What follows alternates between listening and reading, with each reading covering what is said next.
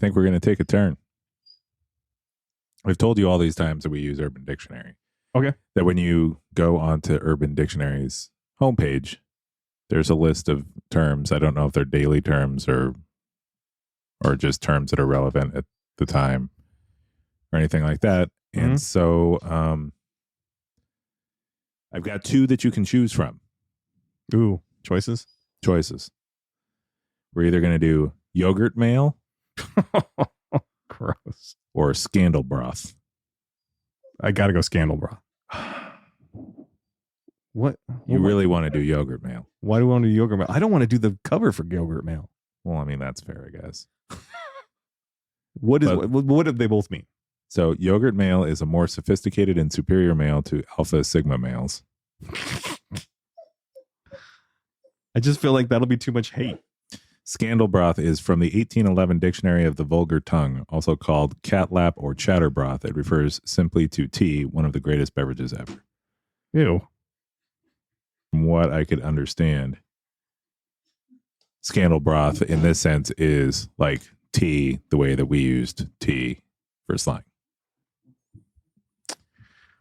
So technically you picked 2 things we've kind of already done. We've already done sigma. We've already done tea. Mm-hmm. Mm-hmm. But you like funky versions of it? Sure. We don't have to do those. There's some others that are also in play. There's brain rave, term used to describe insomnia caused by persistent thoughts. I suffer from that. There is dining dead, couple that eats at restaurants in total silence, very awkward, very sad. Well, that is very sad. There is oh here it is. This is what we're doing today because I lived this life for quite some time as a young lad. Oh no. We're going to talk about floordrobe. Is that a pimp? I don't think so. Yeah, it's like a schoolyard pimp. No. Well, you said you lived it. I mean, I was also that, but I was so much more than just that. Yeah. I got getting it mixed up with the refrigerator box hobo. And in this case, this isn't what I am, but what I possessed because I was quite the messy young lad. Okay. Floordrobe is a form of storage for clothing which requires no hangers, drawers, doors, or effort. Simply drop on the floor and you have a floordrobe. Is it one word? Mm-hmm. Spell it. FLOORDROBE.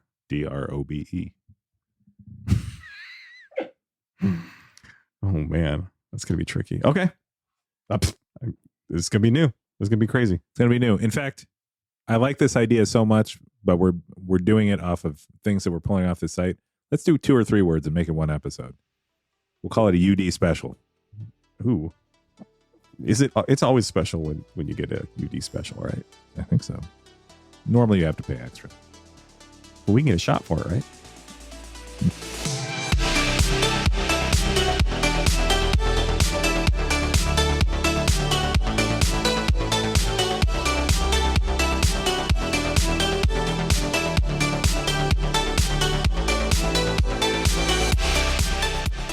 So floordrobe, like I said, something that I experienced a lot as a child. My mom would attest to this. Did not have a very clean room growing up. Only child syndrome. Oh, was your room perfectly clean? Yes, because we were poor and I had nothing. There was nothing to pick up. What did you just go naked to school? Pretty much. I just wore the same gremlin shirt over and over again until I got to high school. Well, that's not fair. I apparently wasn't poor. But during junior high, wore only No Fear and San Jose Shark shirts. Which we've heard. Yeah. I couldn't afford no San Jose Shark shirt. Oh my God. Are you kidding me? I was Champion Special, dude. They made some Champion Shark shirts back in the day. Back in the day, Champion was Kmart Special. Like I was Pro Wings and stuff. Oh. And I was lucky to get those. Your little brother probably got the best of everything. Let's not bring that up. He had 3 of everything. He was like Noah, except he had one extra thing, and and he bragged about it because I had none of it. Yeah. So what is Fridge Splooge? What is the song? What is the Floordrobe? Fridge Splooge might be a good band name, but the best band name. It'd be like a Swedish band though. No, it'd be Magnetic Fridge Splooge, right? Sure. Okay. Floordrobe. there's not a lot to say about it. I just thought it was a funny word. It is pretty funny. It's actually kind of hard to say. It is a little hard to say for sure. But I think it's totally descriptive, and I think that it applies. Like currently, Reese frequently has a floordrobe. Would this tie into like an actual slang word that people use? Like, could this be, what would be the meaning for that with another word? I don't know. Have we done any that are just messy people?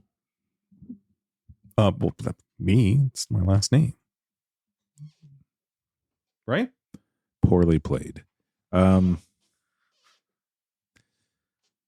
this be in replacement of, in a more mean way, calling somebody a hobo? I mean, I guess. Like an inside hobo. An inside hobo. Yeah. It sounds like something you'd see at the San Diego Zoo. An inside hobo? Yeah, it's not pretty. From jolly old England, we brought over this inside hobo. You can't look directly at him either. Not to be confused with the outdoor hobo. Yeah.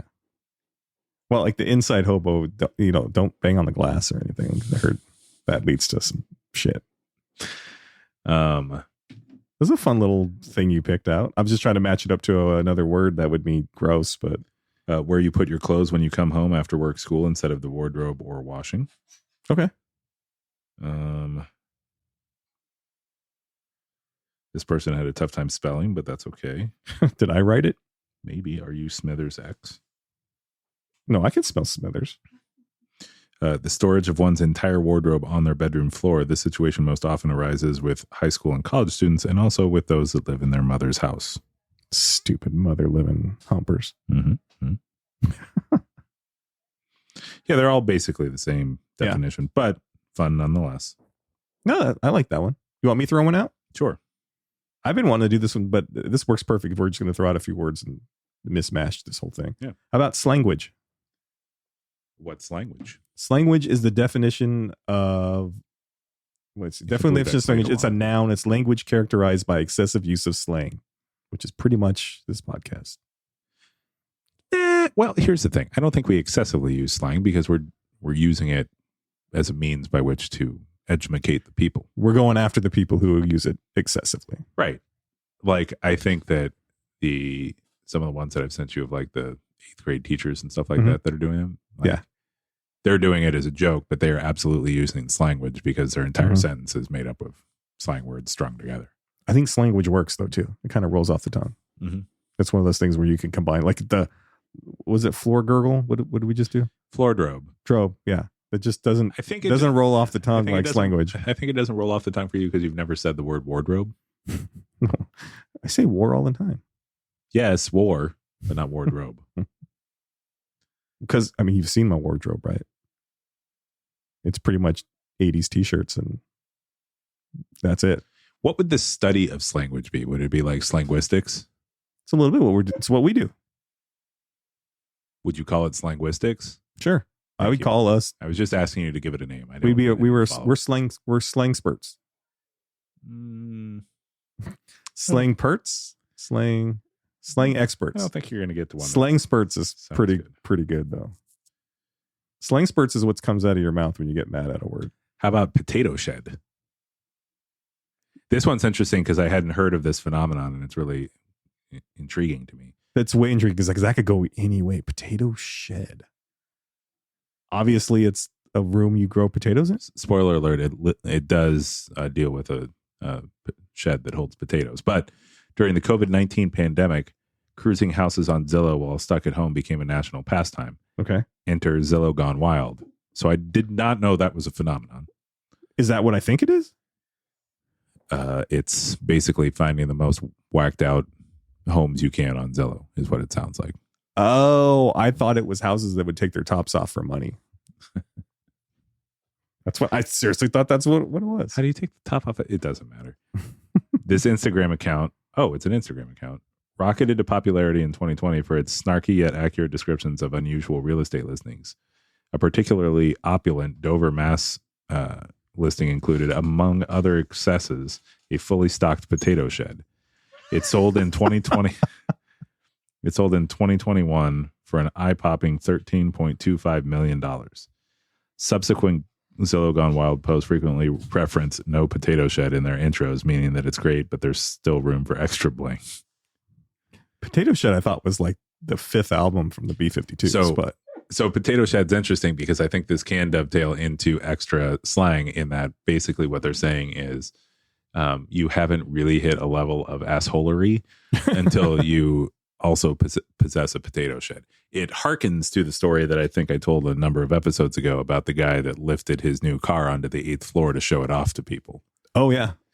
So, yeah, I think that it's that kind of just over the top, unnecessary opulence. Like, I'm interested to see the original potato shed. Like, was it literally just a building to hold potatoes? Mm-hmm.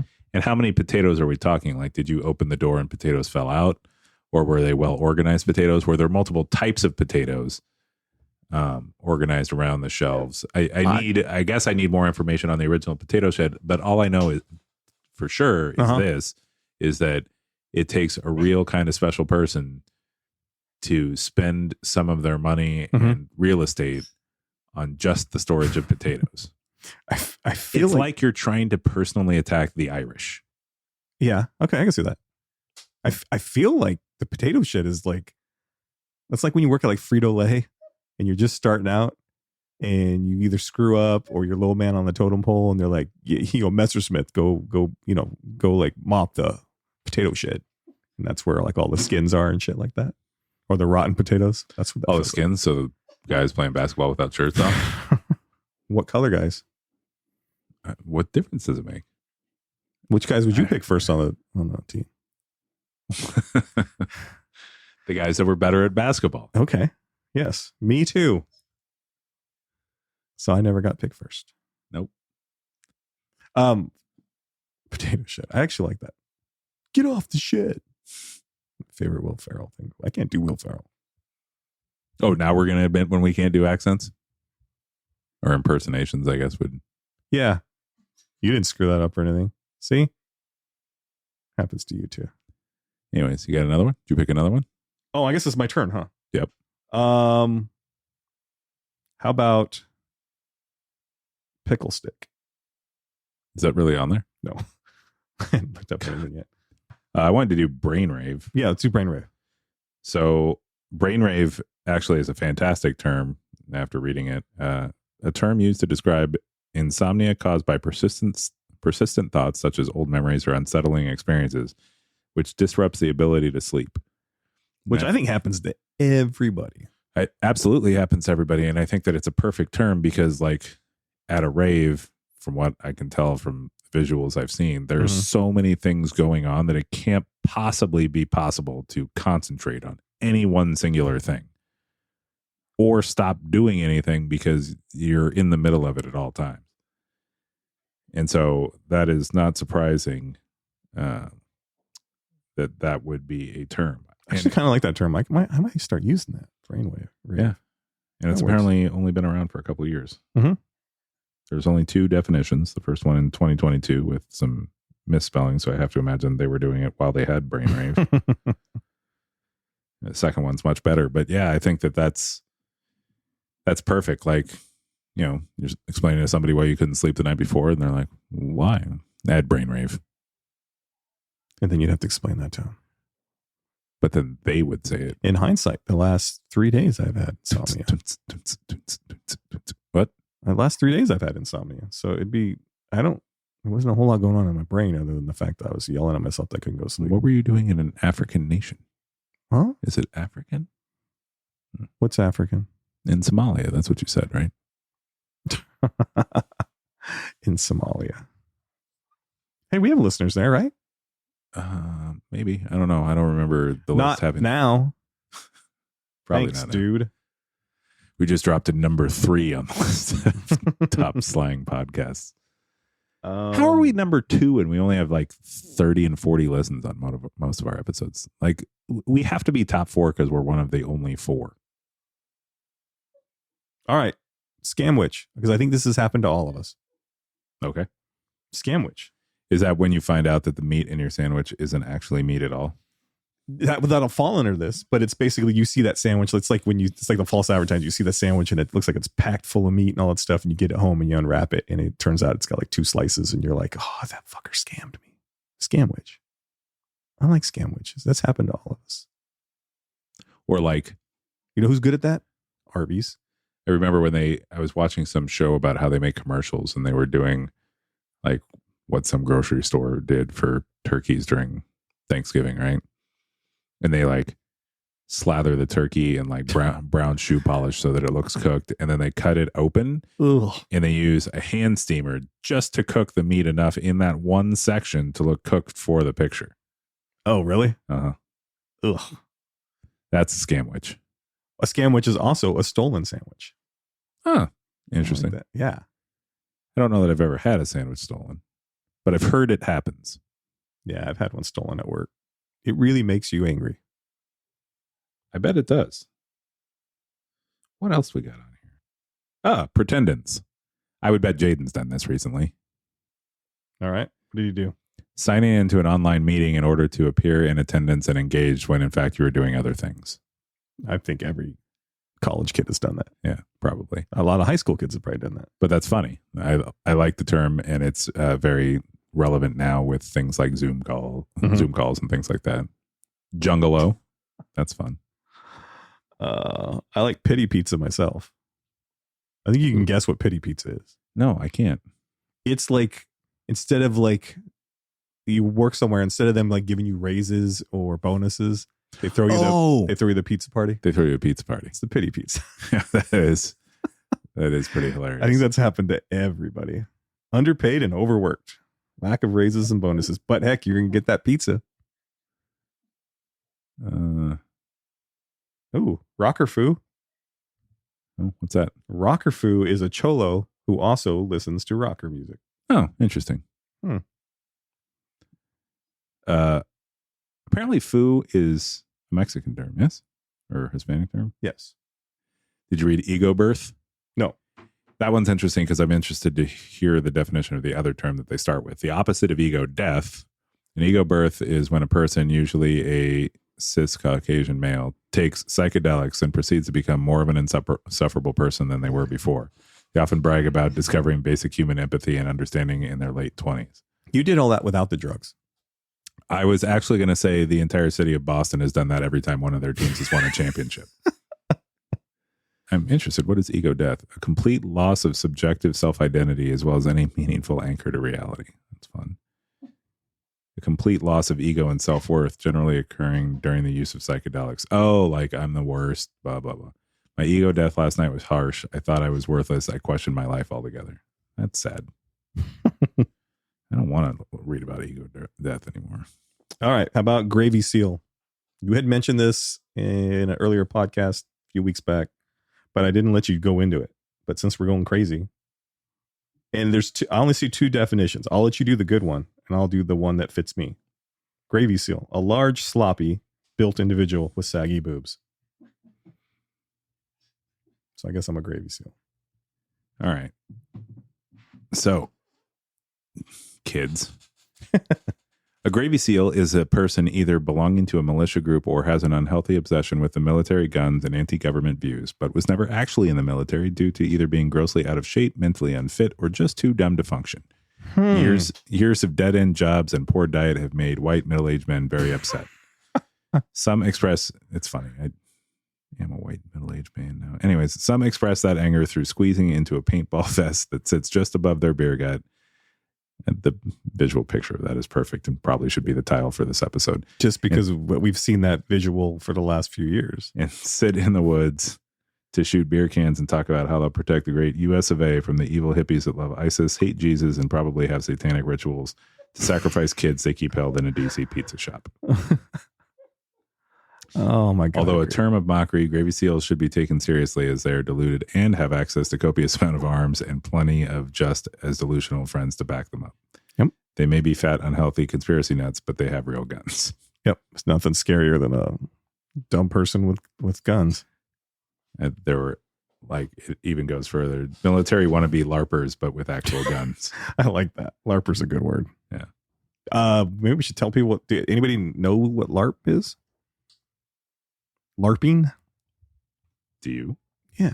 It's when you go in the woods and dress up as your favorite little, I don't know, characters and have fake battles and stuff with like fake potions and wooden swords and LARPing.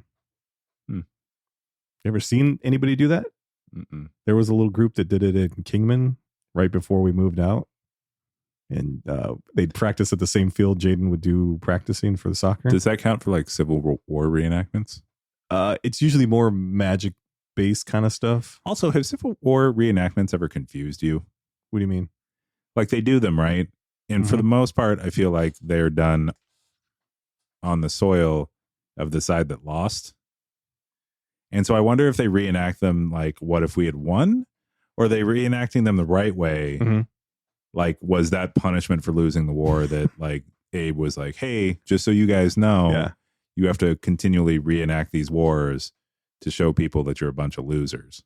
I always wonder about that because it's like, why do you pick the side that loses? And if that wasn't the option, like if that's not what happened, I think that going forward, anytime we are in and win a war, we should force the nation that loses to do reenactments. I'm LARPing it. Yeah. No, I don't know. LARPer describes somebody live actual role playing, which they usually go do in the woods. The one time I saw it one time, and it was like 5 teenagers. Maybe some of them were a little older than that, but they were big people dressed up like medieval times, and they were throwing like bean bags for potion. One guy looked like he was trying to be Jack Sparrow. But was he? He was enough for me because Jaden was laughing, and I have to admit it was pretty sad to see at first. But then I was just like, you know what? Good on you, guy. Go play in the woods and be that. Not to pick on Jaden, but I just found another term that could possibly apply: boyfriend island. Oh, I saw that one. You just spent some time on this. Yeah. Describes a period of time when a friend is uncontactable due to being loved up with, holed up with, obsessed with a new boyfriend. So that would be the opposite, obviously, for him with girlfriend. So I guess he spent time on Girlfriend Island. My son is recently single, and he is in the best shape of his life. And they call that a glow. That's probably because of swimming away from Girlfriend Island. I think it's called a glow up. But yes, he is like, people are throwing themselves at him of all ages, apparently. So good for him. Yeah. You skipped this one, and that's okay. Oh, I've been jumping around. I jump around. Have you got up, and got down? Mm-hmm. Al Chile. Oh, yeah, I saw that. The Mexican for real expression in Spanish language. It can be used to ask or confirm. Example, white boy. Hey, homie, let's try that new thing called the gravity bong. Homie, Al Chile? White boy, Al Chile. Al Chile. You think you'll use that one? At Chile? At you? Maybe. What about boon scrolling? Ooh, what's boon scrolling? So boon scrolling is the opposite of doom scrolling. So it's when you're scrolling to find positive stuff. Oh. I like that. Yeah, that's fun. I might actually start using that. Totally going to steal that. Thank you, Urban Dictionary. The UD. Oh, I like this one the first time I saw it too. DIY, but it's DIWHY, which is when someone makes a really horrible DIY and shares it on the internet. Ooh, that's good. Because I think we've all seen that. Oh, yeah, absolutely. I think that is, one, a perfect term, and two, something that we can all relate to because everybody's seen it. And spoiler alert, if you haven't seen that, then you're the one who's been posting that stuff. Sorry. Yeah. Sorry, friends. If you don't know the answer, you might be the problem. I'm feeling like we're going to have too many words for this episode. It's like a smorgasbord. Did I say that right? Smorgasbord? Yeah. Oh, God. You sound like the Swedish chef. Smorgasbord. That happened to me in an earlier episode. I think that happened in season 1. Yeah, I don't think it's an issue to have too many words. I think it's fun. And like I said, these are all quick hits, like not enough information to go down the rabbit hole and really do full episodes on, which is fine. If I could put the image on the cover for this one, it'll be us sitting in the movie theater, eating out of popcorn buckets, but instead of popcorn, it's going to be all these different words. That was me throwing popcorn into my mouth. That's what the cover is going to be? I don't know. Maybe we don't have to do this episode. Well, I mean, I'll make sure that your hand's not in my bucket. See, I think you can still do the same thing, and I still think you can keep it popcorn, but it's like on the credits part of the movie, but the credits are these different words and terms. Or we do an AI of Oprah, and you get a slang word, and you get a slang word. That'd be And fun. she'll be tossing out slang words. Tossing slang. Think she'd sue me? Probably. All right. Big happy Oprah or skinny pretentious Oprah? What stage is she in now? We split the difference, and it's just regretful Oprah. Mistakes were made, Oprah. Yeah. She unleashed certain people onto the world that I wish we could take back. All right. So what's another word for smorgasbord? I don't know if there is. That's kind of the perfect term. So this is the kitchen sink episode? Sure. Kitchen sink does work as a term for smorgasbord. Smorgasbord. Hey, Smorgasbord. you can't say words either. Did you catch my not being able to speak Yes. properly thing? Mm-hmm. So that was a fun episode. Yeah. Semi-fun. Okay. I thought it was a fun episode. It was hilariously fun. I think that it's something we could do from time to time because I think that, variety is the spice of life. Are you trying to say you get bored? No, I'm trying to say that we do a lot of episodes where we do 30 full minutes, and there are plenty of slang terms out there that don't require a whole lot of time to explain. And I think this is a good way to touch base on all of those. Sometimes we do those words twice. Sometimes, yeah. Mm-hmm. And sometimes that's your fault, my fault. I'm pretty sure it's your fault. Yeah. Okay. I don't know if we can. She's gone crazy now, so maybe we can get it on the cheap. But I think if we can do Oops, I Did It Again as the song for that episode, that'd be pretty good. Yeah, we could do that. I'm dreading to go back and listen to that. Once, twice, 3 times a Mayday. and I love you. Bowie sings. All right. A crazy, unexpected episode of Hang Out with Your Slang Out. All kinds of slang going on this week. So much slang. So much slang? Yeah. Super slang. I feel like there's a joke at the end. So much slang. How much slang was there? There was so much slang. We were out there slipping on Riz. Ew. Straight up Rizzler. There was so much Riz all over the room. I'm telling you, we need to do Riz Walls again. were covered in Riz. We have to do Riz again. We don't have to do Riz again. We have to. Imagine the cover, Riz 2.0. I don't want to imagine that cover. The Rizzler. It'll be a bad guy and he'll be hunting Batman. The Rizzler. Oh, I thought of something for that the other day. The Rizzler and what was it? Gatman. So it was Batman, but with a big old ass. No, I like the idea of Gatman. He's against the big old ass, so he takes down people with big asses. Oh, okay. So he's Does just Batman take down bats? Oh shit, I guess not. He uses it for fear. So he uses his big ass for fear? Yeah. You see a silhouette on top of the building. Lightning behind it. Why that man look like the letter P? Mom, is that a giant peach? It's Gatman. And one of his weapons is cake. Oh man. That's good stuff right there. Well, Ian, Batman does the whole thing where he drops down upside down and he's just like, I'm Batman or I'm the Knight. How's he going to drop down with that big old ass? All right. All right, friend. Another good week. Always a good week. Yes, it is. Especially when I actually hit record and it records the episode. We haven't played it back yet. Let's find out. Let's make sure that actually happens before we jump too far in. Oh, shit. I had the mute button on. Damn it. Guess you're staying the night. We'll be recording all night. We'll get it right one of these times. I'm sure we'll be able to pick the same 13 words we did for that episode. Oh, man. All right. I'm Dan.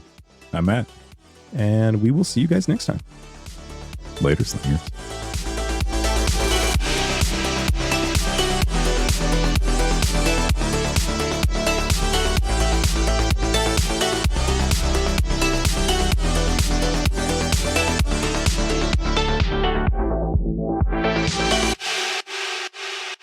Okay, I'll jump to where I was just at. Yogurt male? Is that what you were going to go with? Oh, that one sounds gross. It sounds gross, but the definition's great. A more sophisticated and superior male to alpha sigma males. Yogurt males are very content and respectful individuals who enjoy yogurt and the simpler things in life, such as long walks on the beach or enjoying a beautiful sunset while confidently eating yogurt. Is that guy over there an alpha? No, he's a yogurt male. Wow, I'm so jealous. I wish I could radiate such confidence and dominance while eating yogurt. That's funny. Is that?